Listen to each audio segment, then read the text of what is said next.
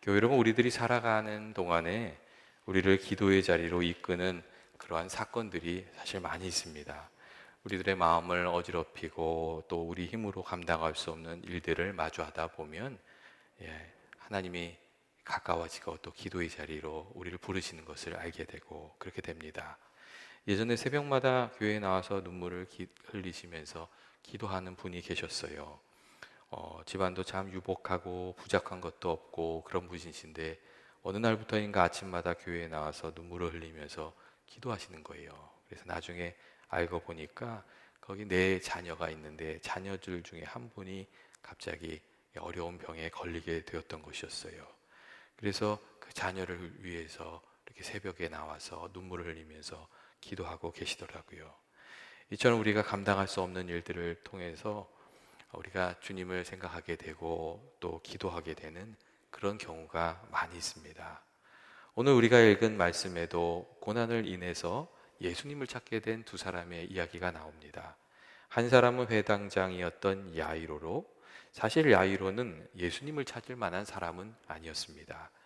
그가 맡고 있는 회당장이라는 이 직책은 한 마을의 지도자로, 사실 회당장이 이렇게 관계를 맺고 살아가는 사람들은 대부분 예수님을 비판하는 이들과 연관이 되어 있었습니다.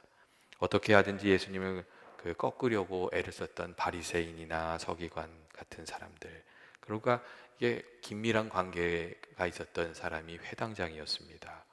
그리고 물질적으로나 사회적인 지위로나 부족함이 없기에 주님을 별로 찾을 만한 이유가 없었던 사람, 이 회당장이었습니다.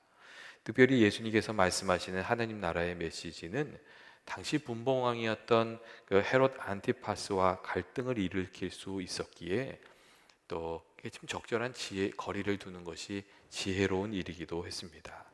그런데 딸이 병들게 되니까, 딸이 아파서 죽게 되니까 그가 예수님 앞에 나오게 된 겁니다.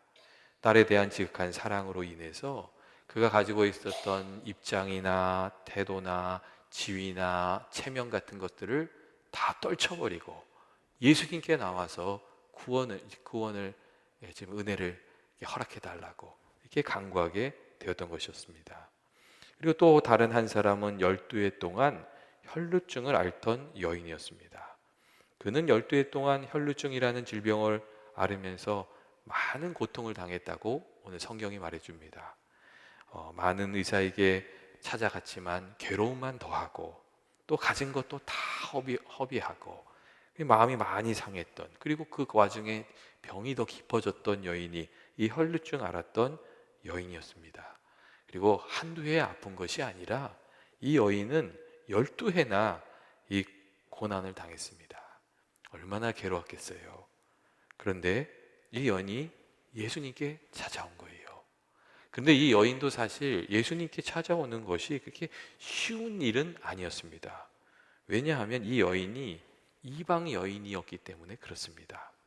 이 가이사랴 고구의 감독이었고 최초로 기독교 교회사를 기록했던 유세비우스에 의하면 이 여인이 가이사랴 빌립보에서 온 이방 여인이었다고 그렇게 이야기해주고 있습니다. 당대 유대인들이 이방인을 사람 취급 안 해줬잖아요. 그래서 우리가 잘 알다시피 예수님께서 이렇게 예루살렘으로부터 이 갈릴리로 가실 때에 그 수가성에 지나가다가 물 한 잔 달라고 하니까 사마리아 여인이, 이방 여인이 이렇게 그렇게 얘기하잖아요. 당신이 어떻게 유대인으로서 나한테, 사마리아인 사람인 나한테 물을 달라고 하냐고 거절하잖아요. 이방인들과 유대인들 사이에 이렇게 감정의 골이 깊었거든요. 그래서 참 예수님께 나온다는 게 쉬운 일이 아니었습니다. 회당장 야이로가 이 자신의 지위 때문에, 체면 때문에 예수님께 나오기 어려운 사람이었다면 이 혈루병 걸린 여인은 이방인이라는 신분이 걸림돌이 되는 여인이었습니다. 그런데 이들이 삶의 고난을 맞이하게 되자 이런 모든 장애물들을 다 뚫고 예수님께 나와서 도움을 구하게 되었다는 겁니다. 그리고 이러한 점들을 살펴보면 고난이 일을 하는구나, 고난이 우리를 하나님께로 이끌어가는구나, 그런 것들을 또 생각하게 됩니다. 여러분, 우리들에게도 그런 때가 있지 않습니까? 우리들의 삶 속에 찾아오는 고난이 반가운 것은 아니지만 그 고난을 통해서 하나님께서 우리 마음을 깨우치시고 또 주님께로 우리를 부르시고 또 기도의 자리로, 은혜의 자리로 이끄시는 경우가 사실 많습니다. 그리고 고난 중에 은혜를 우리가 경험하게 되면 믿음이 새로운 단계로 또 나아가게 되는 것이죠. 고난이 잊어버렸던 주님을 여러분 기억하게 만듭니다. 주님을 멀리하던 사람들이 주님께 나오는 계기가 됩니다. 그래서 많은 이들이 고난 때문에 주님 앞에 나와서 은혜를 누리게 되는 것이죠. 문제가 되는 것은 고난 중에 우리가 고집을 피우는 때인 것 같아요. 고난을 통해서 나를 돌아보면서 좀 회개해야 되는데 회개하지 않는 경우, 고난이 찾아왔을 때 하나님께 나와서 기도해야 되는데 기도하지 않고 고집을 피우는 경우, 버티는 경우, 또 하나님의 뜻을 알면서도 깨우쳐 주셨는데도 순종하지 않는 경우, 그래서 바꿔내지 않는 경우, 이렇게 고집을 피우게 되면 주님 말씀하셔도 그 말씀을 듣지 못하고 은혜 주시는고 해도 은혜를 받지 못하고 그렇게 살아가게 되는 것 같습니다. 이 고난이 그때는 도움이 되는 게 아니라 진짜 걸림돌이 되는 것이죠. 그렇기 때문에 우리가 어려움이 있을 때 이 고난을 가지고 하나님 앞에 나와서 여러 가지 사건들을 통해서 하나님 말씀하시는 소리를 좀 듣고 우리 자신을 바꾸어내는 그런 지혜가 있어야 되는 줄로 그렇게 생각합니다. 또한 하나님께서 우리가 지금 가지고 있는 능력보다 더 큰 능력으로 살아가게 하실 때에 우리에게 고난을 주십니다. 이 많은 경우 고난을 통해서 우리가 깨닫고 배우고 또 성장해 나가기 때문에 그렇습니다. 여러분, 베드로도 또 사도 바울도 사실 그렇지 않습니까? 그들이 다 실수를 딛고 일어나서 믿음의 사람으로 쓰임받았던 사람들이었습니다. 큰 실수가 있었기 때문에 늘 겸손할 수 있었고 연약한 이들을 이해할 수 있었고 끝까지 주님을 의지하면서 살아갈 수가 있었습니다. 고난은 아픈, 또 실수는 아픈 일이었지만 그것이 그들의 삶에 약이 되었던 것은 여러분 분명합니다. 여러분, 우리들도 마찬가지입니다. 우리가 고난 중에 우리의 마음이 겸손해지고 주님을 의지하게 되고 또 다른 사람도 배려할 수 있는 그런 인격으로 우리가 성장해 가게 됩니다. 실수를 많이 해보지 않은 사람들은 사실 다른 사람 잘 이해하지 못해요. 왜 그걸 못하지? 그런 마음으로 살게 되거든요. 그리고 이 고난 가운데 성장하지 않은 사람들은 하나님의 마음도 잘 이해하지 못하는 것 같아요. 예수님께서 그런 말씀을 하셨잖아요. 너희는 가서 내가 긍휼을 원하고 제사를 원하지 아니하노라 하신 듯이 무엇인지를 배우라. 예수님이 그런 말씀을 하셨어요. 긍휼을 원하고 제사를 원치 아니하노라 하시는 그 마음은 누구의 마음이에요? 그건 하나님의 마음이에요. 근데 그 마음을 좀 깨달아 알라고 하는 거거든요. 근데 늘 완벽한 사람들은 이 마음을, 하나님 마음을 깨닫기가 어려운 거죠. 여러분, 우리가 고난을 통해서 하나님 마음도 알게 되고 지혜도 얻게 되는 줄로 믿습니다. 그리고 어려운 문제를 많이 풀어본 사람들이 제가 늘 얘기 드리지만 그 문제들을 잘 풉니다. 그래서 하나님이 이렇게 어떤 큰 일을 시키시려고 하실 때는 여러 가지 문제를 풀게 하신다고 그렇게 얘기를 하지요. 여러 가지 상황 속에서 단련되어서 어떤 문제가 우리들의 삶 속에 찾아오더라도, 우리에게 어떤 문제가 찾아오더라도 그것을 넉넉히 감당하도록 이렇게 해주신다는 겁니다.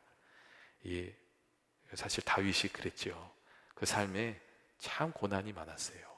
하지만 믿음으로 그 고난들을 이겨나가는 중에 그가 믿음의 뿌리도 능력도 강하게 되어서 나중에 하나님의 일을 넉넉히 감당하는 그런 사람이 되었습니다. 고난이 찾아올 때에 우리가 기도하면서 하나님 뜻을 살피고 주님 원하시는 바른 응답으로 살아갈 필요가 있습니다. 돌이키라고 하시면 돌이켜야죠. 회개하라고 하시면 회개해야죠. 그리고 담대하게 믿음으로 떨치고 일어나서 나아가라고 하면 그렇게 떨치고 일어나서 나아가야 하는 줄로 그렇게 생각합니다. 특별히 오늘 말씀을 보면 혈루병에 걸린 여인이 고난 중에 귀한 응답으로 주님의 칭찬을 받는 것을 우리가 알 수가 있습니다. 혈루병에 걸린 여인이 이 예수님을 만진 몰래 가서 예수님을 만진 그 행동은 사실 유대인의 법으로 이렇게 말하면은 다른 사람을 부정하게 만드는 이 잘못된 행동이었습니다. 율법은 그러잖아요. 부정한 사람과 접촉하게 되면 접촉한 사람도 부정해지는 거거든요. 예수님을 만지면, 부정한 여인이 만지면 어떻게 되겠어요? 예수님도 부정해지는 것이죠. 근데 예수님께서 예수님을 그 혈류병 걸린 여인이 붙잡았을 때에 그 여인을 꾸짖지 않으세요. 꾸짖지 아니하시고 오히려 그 여인을 칭찬하시면서 내가 하나님의 딸이라는 그 말씀을 해주시면서 내 믿음이 너를 구원하였다, 그렇게 말씀해 주셨어요. 엄청난 칭찬을 해주셨어요.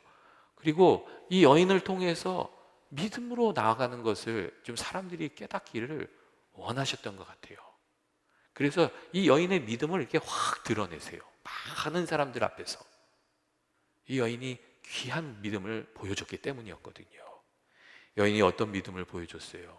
아주 이 단순하고 소박한 예수님에 대한 믿음을 보여줬어요. 교리적이고 지적이고 이런 믿음이 아니라 주님을 붙들고 나아가는, 주님께 소망을 두는 아주 단순하고 귀한 그 믿음을 보여주었어요. 예수님께서 귀신을 쫓아내시고 병자를 고친다는 이야기를 들었을 때 그것을 단순하게 믿고 예수님이 나도 구원해 주실 줄 믿고 나가서 예수님을 붙든 거거든요. 사실 여인의 상황이 절망적이고 포기할 수밖에 없는 상황이었잖아요. 그렇게 수년 동안 고통을 당했으면 포기할 만도 한데 주님의 얘기를 들었을 때 소망으로 불타오른 여인이었거든요. 주님을 붙들었어요. 이것저것 따지지도 않았어요. 그리고 주님을 붙들고 은혜를 받은 거죠. 때때로 사람들 중에 생각이 너무 복잡해서 예수님을 못 만나는 사람이 있어요. 과거의 잘못이나 또 주님을 멀리하고 살았는데 갑자기 주님 앞에 가까이 나가서 구하면은 예수님 응답하시겠어? 그렇게 생각하는 사람도 있어요. 그리고 자신이 기준이 되기 때문에 그러니까 나도 이제는 소망이 없어 보이는데 주님이 그 일을 하시겠어? 그렇게 믿음 없이 생각하는 사람들도 있어요. 내가 일은 이제 하나님도 어쩔 수 없습니다, 그렇게 생각하는 것이죠. 그런데 이 여인은 그렇게 하지 않았다는 거예요.